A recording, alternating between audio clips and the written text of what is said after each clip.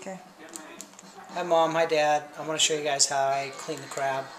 This is a Dungeness crab here. Flip it over. This little guy down here, you got to flip it up, break it off, and then you got to reach down here underneath, and it'll split right apart. And then you got all the guts and everything in there. These are the lungs. What I do is I tear off the legs first right away, and I put them in a, because only certain parts of the crab have legs. Here, here. You mean here. the meat? The meat have the meat. I'm on Lipitor, so I'm starting to lose my memory. Okay, like that, okay? Then, what I do is I come here and I clean this out. He's a fish. Alright, and I clean it all out. The lungs and all that stuff. What I like to do is break it apart so it exposes all the little cavities. Right here. And then what I do is I put this in with the legs right there, and that'll be ready to sort out as we go along.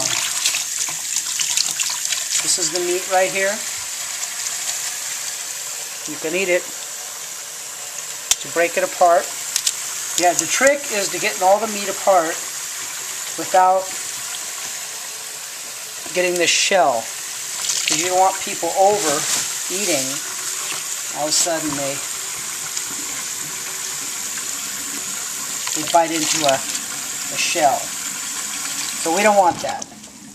Okay? And so basically now what I have to do is I have to take this and I have to break this apart. Now for what I'm doing, I leave the smaller legs for later. And I take the larger one here like that, and I'll break it like this. And then I'll take this apart like that, and this is the really good part right inside there. And then you take that out. You can clean it or not clean it, but that's the good stuff. The real good stuff, if you get a big section like this claw, break that off. You can usually get in there. For some reason these don't seem to want to yield much meat. And I get the pliers right here. Oh, careful. I crack them open. I'm sure I don't have as much practice as I know a lot of people do. If I can get that, this don't want to pull out very well. Then you can get that, and there's the meat there. So this is the result of about 3 crabs.